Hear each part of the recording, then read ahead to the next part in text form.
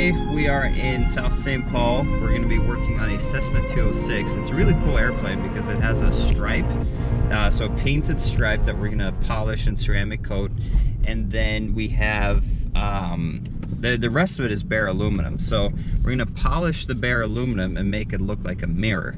So that's going to be cool. That'll be a fun, messy project. But other than that, I'm trying to edit some of the other videos that I filmed over the past few months that I just haven't gotten time to editing. I've been growing a quarantine mustache, which will sadly probably be gone soon. And I've been learning calligraphy. So trying to keep busy here during quarantine times. Yeah, let's get to work here. I'm excited to share this project. I'm excited to do this project. Aluminum polishing, it's one of those things you hate while you're doing it, but you're always really proud of the results. So let's get to it. What a cool airplane. So this is a Cessna 206. You can see it's partially bare aluminum and it is partially painted. Now we're gonna have some issues with the lighting in here because we have fluorescent lights and LED lights, so we're gonna have different colors of orange showing up. So at this point, it's more red than what it really needs to be. In reality, it's more of like a Texas A&M orange, so it actually just changed color. So that's more accurate, right? This is original paint, and you can see it's pretty faded. Now I just did a test spot up here, so that's kind of what we're shooting for. This has been repainted recently, so this is a good target to try and strive for. We're going to do a paint correction and ceramic coating on the painted areas first, then we're going to tackle the aluminum. The aluminum looks pretty good. I'll show you how much better it can look. But as for the paint, there's a few challenges. So first of all, it's really thin. So you can see something happened here, either solvent wiped or maybe it got buffed, or maybe there's a sticker here that was removed. So that greenish, let's get on the rivet. So see that green underneath there? That is the primer, so you don't want that showing. And if you look up here, you can see the orange is so thin that that primer is showing through. So I can't do a very aggressive paint correction on that. I'm gonna have to be extremely careful on these surfaces. We got a little bit more paint on the sides here, so that's not quite as bad, but we're still gonna be very careful. So here's what I'm doing. I already polished up here, haven't polished up here, so you can see that improvement. On this paint correction, we are not trying to remove scratches. We're just trying to put back some gloss. The owner really likes the original paint scheme, and we don't want to have it not be original. So we're going to try and conserve as much of the paint possible. We're going to do that using a soft pad. We're going to use hyper polish, kind of get the oxidation off. Then when we panel wipe it, we're going to come back with a special primer polish that's going to stuff all of these paint pores with like a ceramic nanoparticle. So it's gonna fill in the paint. You know how I'm always talking about how we don't want fillers in the paint because they hide defects, right? Well, and they interfere with coating adhering. This filler is different. This is gonna be a much more durable filler, and it's not gonna interfere with the coating. So we can enhance the paint because we can't do a proper paint correction because it's so thin. So we're gonna enhance the paint and then coat it over and seal it in so it's going to look good for a long period, because you don't want to polish this every year to keep it looking good. So that's why we're ceramic coating, protect the paint we have. Then the other thing, in addition to the thin paint, is if you look up here, you see the stripes in between the paint are bare aluminum. We're not going to be polishing that aluminum specifically. But as we're polishing the paint, some polishing will incidentally happen. It'll make it look a little bit better. But the problem is when you polish aluminum, you produce this black kind of oxide. And with old porous paint like this, it's going to soak right in and it could stain, or you just have to work a lot harder. And not wanting to do that, what we're going to do is polish this first, get those polishing oils and fillers that we usually don't want in this paint. So then when we get any of this on there, it's not going to be sucking in because it's already saturated with polished oil. So that'll help keep the whites nice and white and not turn black from aluminum. There's a bunch of other things with this plane, but let's just start with the paint. I'm gonna keep polishing on the paint. I got all of that done. I'm just gonna work my way out. And once we're done with that, we'll panel wipe, use the special primer, and then coat.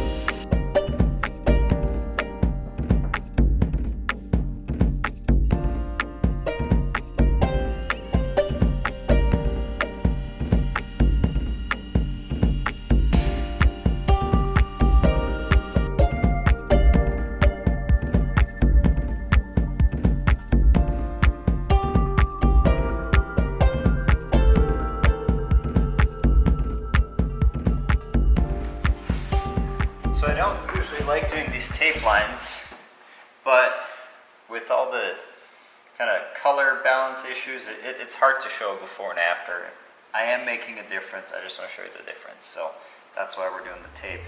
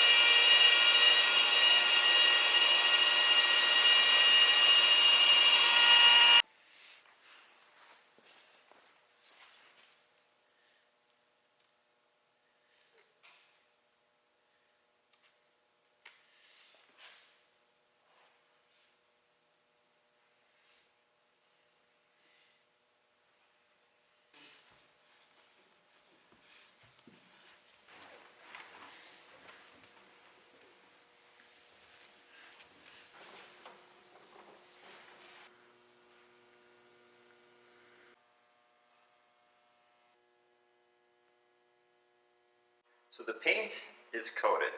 Finished late last night at around 2 in the morning, I think, something like that.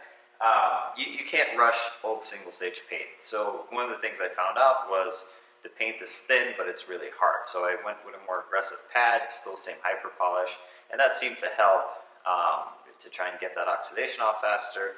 But there's still a lot of pad washing that needs to be done, so you just gotta take it slow. Once that was done, everything got primed with the Triple P product. I'll put a link in the description. It's a pretty good product. I like it. Works really well in single stage paints. So primed it, let the primer sit about an hour, make sure that properly cures. Then I get coated, and I coated it super wet. So I want to make sure that as much of that coating soaks into the paint as possible.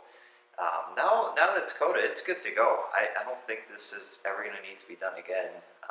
Certainly this plane's not going to be flying a lot of hours, so it's good to be able to reinforce that paint matrix and make sure that it's well protected so we don't have to polish again, because there's not a lot of paint to polish here. That's kind of the goal, right, is to protect the little bit of paint we have.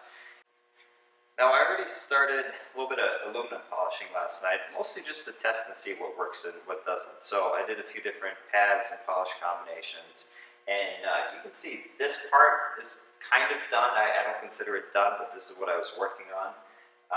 It looks really good. I'm very happy with how it's turning out. Now the key is going to be to adapt to each panel, because this panel is very different than that leading edge. The leading edge up here, it's like a harder, thicker aluminum, and it's not clad. So instead of having a nice, smooth surface like this, it's textured and ribbed. Now for some reason, this section here is that same kind of tougher aluminum that's more textured. So in addition to the milling marks of the aluminum, there's also sanding marks all over it. Maybe when they were painting it, it got sanded, I don't know. But I did a few test spots up here. I actually sanded it first, then compounded and polished. Here I just compounded it really hard, so using Nuvite F9, which is super aggressive in a wool pad. Up here, we did get the texture gone. It was a lot of work, but it's much smoother. I probably could have sanded it a little bit more to get more of that texture out. Up here, it's really shiny, but the texture is still there. So in areas where you're gonna see head on, it's worth doing the extra work of sanding. Down, here or on the bottom or somewhere else where you're not directly looking at it, probably not worth sanding because it's still going to look really good, even though there's a little bit of waviness from the aluminum stock.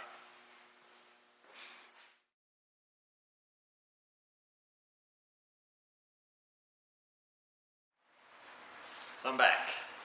When we last left off, paint got polished and paint corrected, coated, and I started messing a little bit with aluminum polishing, but it was actually Mother's Day, if I remember right, so I kind of had to get out of here. Well, I'm back, regrettably without a mustache, but here to finish the aluminum, or at least get really far in the aluminum. I already started on the other side. Didn't do any filming there, just kind of getting in the groove, getting this plane figured out. I'll show you some more on this side. Aluminum polishing, super messy. I actually wiped my face just now and it's still not great, but there's not going to be a whole lot of film because I don't want to keep handling the camera while having aluminum crap all over my glove. So here's what we're going to do. I'll show you the other side real quick, what it looks like. I'll show you some half-done parts, and then we'll focus on a few areas that are kind of challenging. We'll talk through those, and then I'm just going to grind away at it. All right, let's go. So a lot of taping going on to protect the paint. We coated it specifically to protect it from all the crap that still gets sprayed on. So even though we have tape on the edges, stuff is splattering everywhere. It's just a big mess. So luckily the paint is protected, especially some of that really old paint. It'll just suck up anything it can find, and I don't want it sucking up black aluminum oxide. But because it's coated, taping sucks. The tape doesn't want to stick, so we kind of have to be very careful with that part of it. But you can see the window trim here is polished, and I only polished this half. And then down below, I also only polished the left side of the lower cowling, which made a very dramatic difference.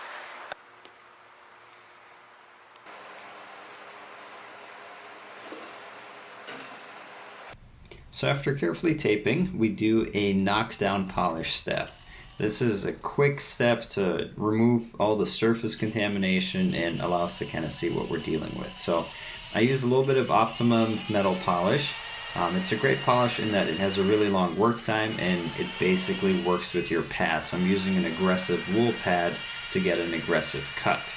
If I was using a foam pad, it would be a lot less aggressive. But in this case, we're going to use a wool pad and kind of knock down anything that comes off easily. The idea behind this is that by removing the stuff that comes off easily, I'm not using my heavy compound to remove easy stuff, right? So here I'm adding a little bit more Nuvite compound to the pad just to keep the cutting action going.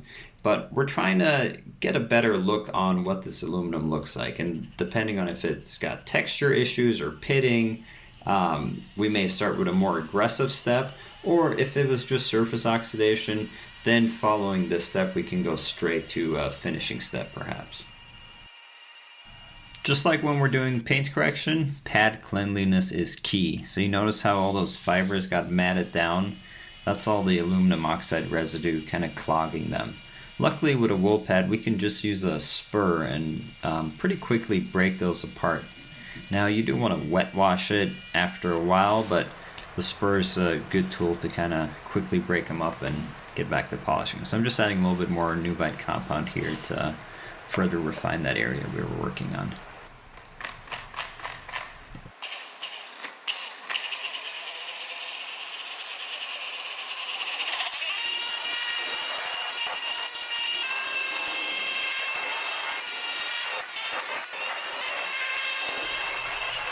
So after this knockdown step, you can see it that there's some improvements.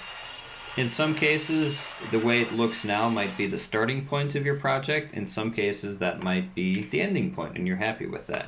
We're not happy with that. So Now is when we really start the correction. So we're loading up a wool pad on our Rupes 21, and we're loading it up with F9, which is a very coarse metal compound. It's almost like, imagine like toothpaste with grit in it, okay?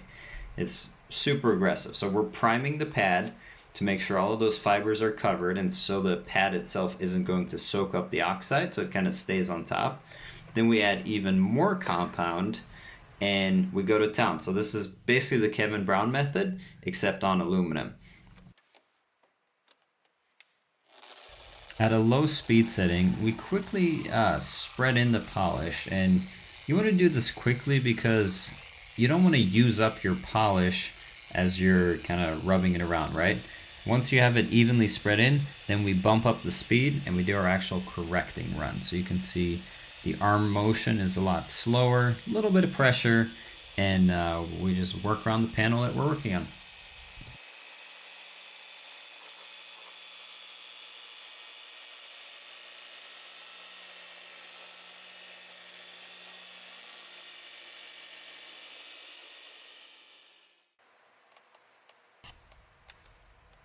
Quick trick to remove the residue then. Just put a microfiber towel on your polisher and quickly go over that area. As we would expect from doing an aggressive correction with a wool pad and essentially sand, is we're going to see some micromarring, right? Because the machine works in a random orbit, we're going to see a random orbit of scratches. I think the best way to get rid of that is to then switch to a tool that uses a different action. So we go from dual action to rotary. That way, if I'm still seeing that micromarring, I know that my rotary step wasn't aggressive enough. If I don't see micromarring, but I see holograms, I know that I completely removed the micromarring with the rotary. So in this case, I just sprayed a little bit of Optimum metal polish on the pad to keep things lubricated and extend that work time. But I also added some C-grade Nuvite compound. So C-grade is not as aggressive, but it does a really good job of refining the surface. So if this plane was in better shape, we could do the whole thing with C-grade as our compound step. In this case, it's our intermediate compound to remove the marks left behind from the really aggressive F9. So the other interesting thing you can see is rotary polishing with a foam pad in this combo, as compared to that previous knockdown step, does produce a better shine. So on the left here, above those vents, see how much rougher the holograms are, and it's a little bit dull.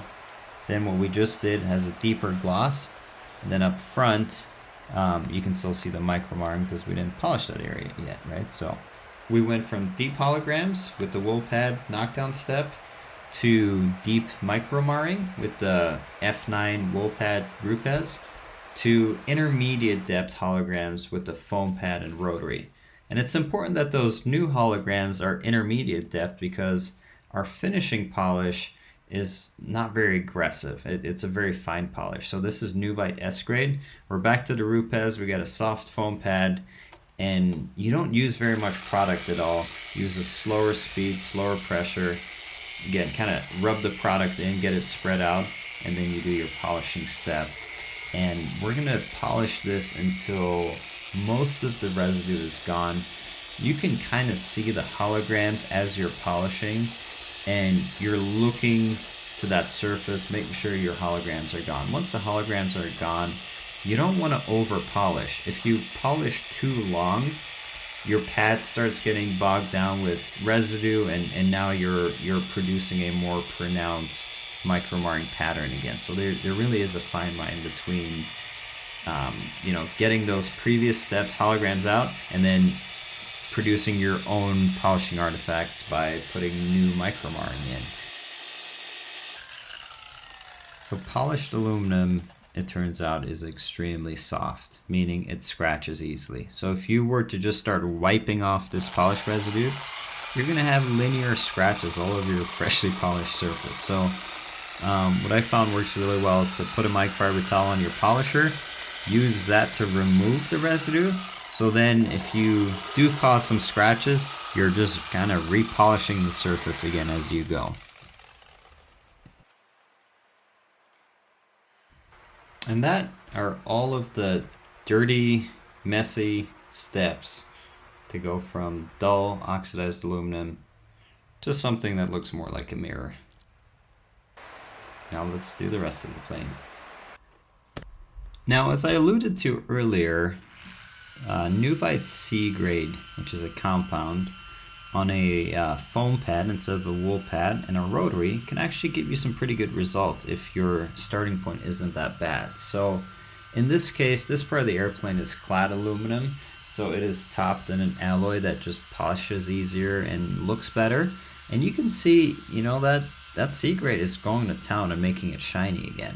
Obviously, we still have to take out the holograms from this step, but you can see that they're going to be light, you know, intermediate depth holograms. So a finishing polish with S grade is going to take care of it, and it's only going to be a 2-step polish instead of the 3 to 4-step polish we had to do on the front.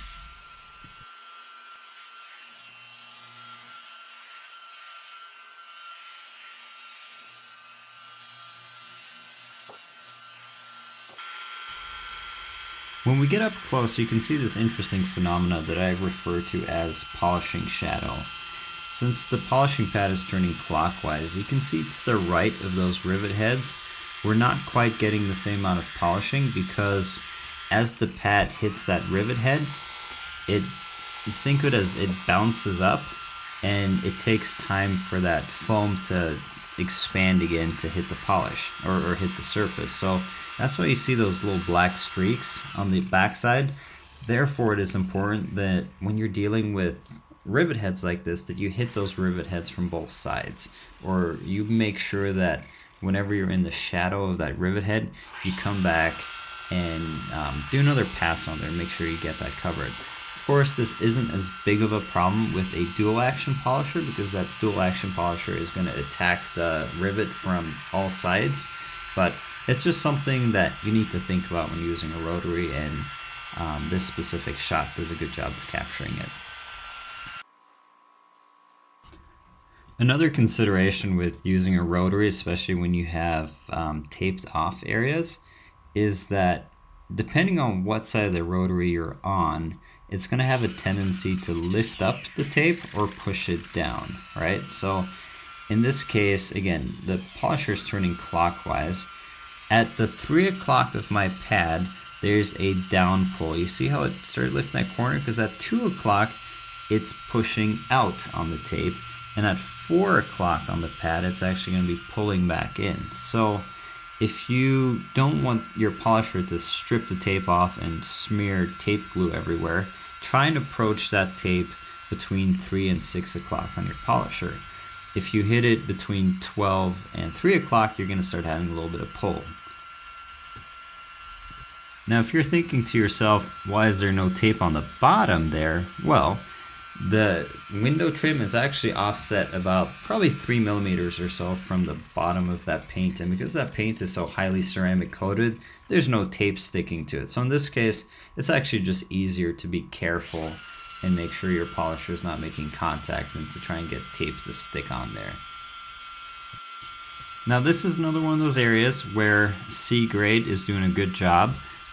You do notice I'm coming back to it again. So I did that first pass with C grade. That was almost like the knockdown step. So that allowed me to see where there was still oxidation remaining. Then I go back and reapply a little bit of C grade to those areas that just need a little bit more clarifying. When you have tape top and bottom and you don't want to rip the tape, you really need to be mindful of what your pad is doing. So kind of from the 12 o'clock to the 3 o'clock position on the pad, we're going to have a downward pull on that polisher. So if you need to make contact with your top tape, use that 12 to 3 o'clock because it's pulling down on the tape. It's not trying to lift that edge.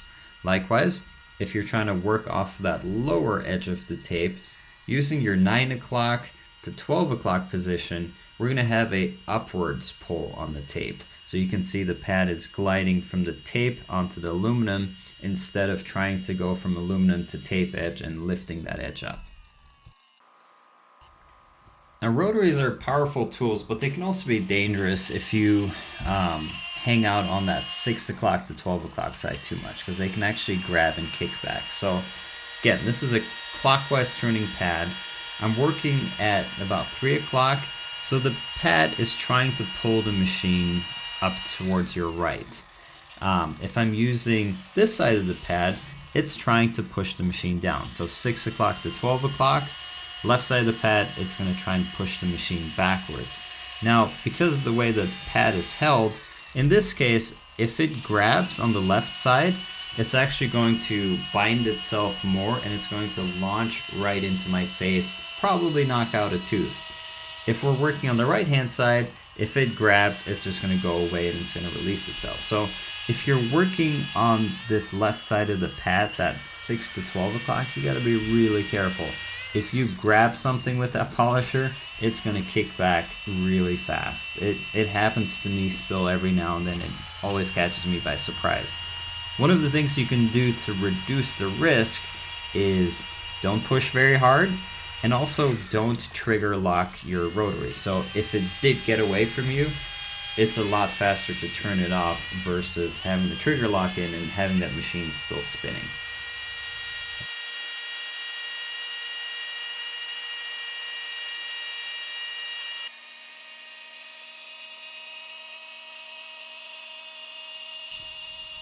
And this really is a beautiful shot because you can see that A, I'm barely missing that handle, but B, if that rotary grabs that edge, if for some reason I push too hard, a straight line from pad to my face.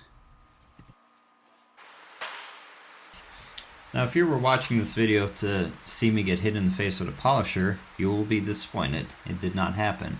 But if you're looking for just some basic tips on how to take care of your plane if it's bare aluminum, here's what I would do. And I'll show you on this lower triangle of the vertical stabilizer. We're going to start with a rotary polisher. We're going to use a firm foam pad, such as the maroon pad from Meguiar's. We're going to put Nuvite C grade on that, sparingly. And we're just going to work the polish at about 1200 RPM, which is a little bit faster than usual. And we're going to take out the oxidation and swirls and scratches.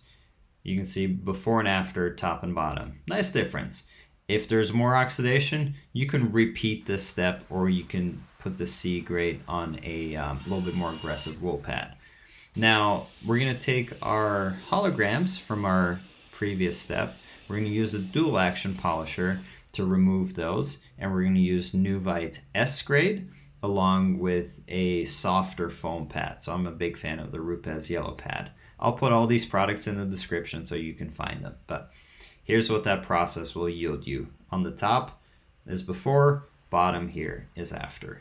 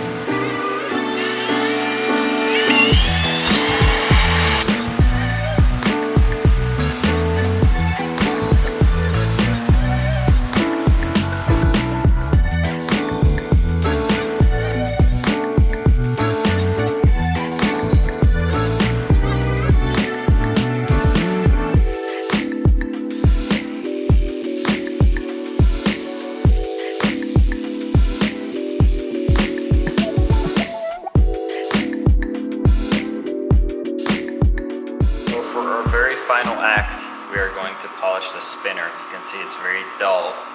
I'm actually going to remove the spinner, but just for filming purposes, it's going to be easier if I leave it on here. So I'm going to try a C grade first. We could go straight to F9. F9's pretty aggressive, so let's try and do the less aggressive first. So we're going to do rotary C grade, see what that does. And then invariably, that'll put holograms in. So then we're going to use S grade on the dual action to get the holograms out. So again, I'm going to do it on here. Then I'm going to take the screws off, take the whole thing off, and then a mechanic is actually going to put it back on. So I'm not reinstalling it, just to cover that base.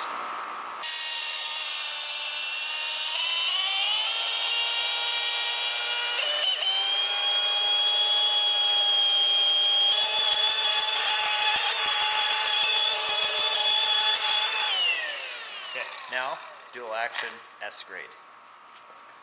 Just to mark the momentous occasion, I'm going to use a not soiled pad yet. So really want to apply it sparingly. Put a new pad. We're going to put a little bit more, otherwise this would have been plenty.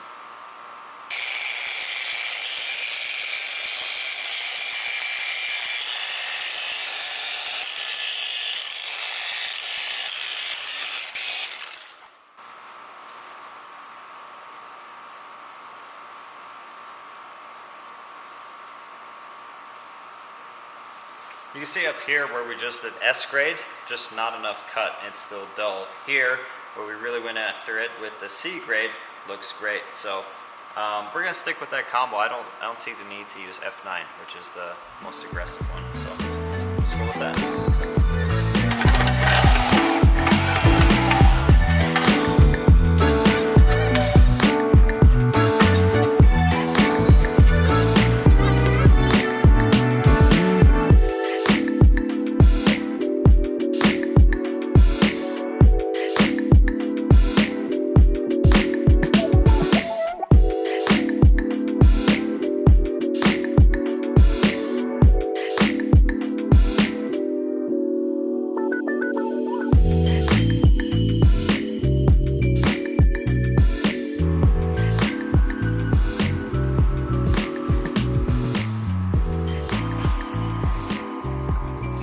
Polishing's done.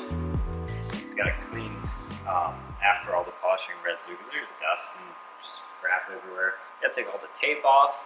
I'm gonna wash the paint. So luckily this is coated, so that should be easy. And clean up the place, get out of here. So let's peel some tape.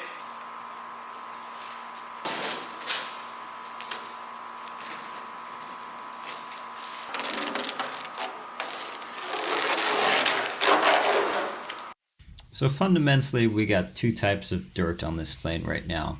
One is debris from the pads. So we got wool fibers and foam chunks. And then we also have splatter, polish splatter. And to get that off, we want to soften it up and lift it. So we're using Release Ultra foam out of this foam dispenser. It's a lot of fun to use. It softens up that dried up polish, and I can just go over it with a microfiber towel very lightly. And in conjunction with the coating's release properties, it just lifts it off the surface and wipes it away. You can cover a large area pretty quickly, and you don't have to worry about it hurting the paint because A, it's airplane safe, B, the paint is coated. So after we wipe off all of the little bits of polish, there's generally a little bit of soap left behind. And we use some no rinse to get that off. So you can see those water spots are from the soap. So we just use a 1 to 20 dilution of no rinse and kind of buff it to a high gloss. And now that coating is ready to perform. Here you can see those beading properties pretty well. So after doing the foam cleaning pass, there's definitely some black residue still left behind. Luckily it's not soaking into the paint, so microfiber towel and some no rinse, which is basically water. That paint comes perfectly clean.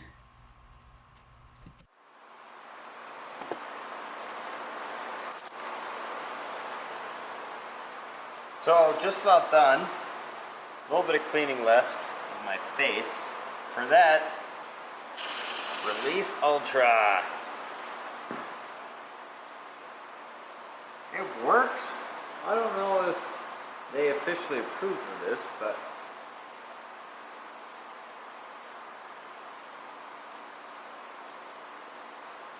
it's safe for airplanes. That worked. I'm going to do some beauty shots. Thank you so much for watching. Subscribe. You may have noticed we're doing ads now, or if you haven't noticed yet, you just got to this video fast enough. But if you subscribe, you get notified of when new videos come out, and I'm not going to put ads on right away. So we'll give it a few weeks. I'll probably forget about it for a month, and then I'll put ads on it. So if you subscribe, you won't see any ads on new videos. Thanks for watching. I'll see you next time.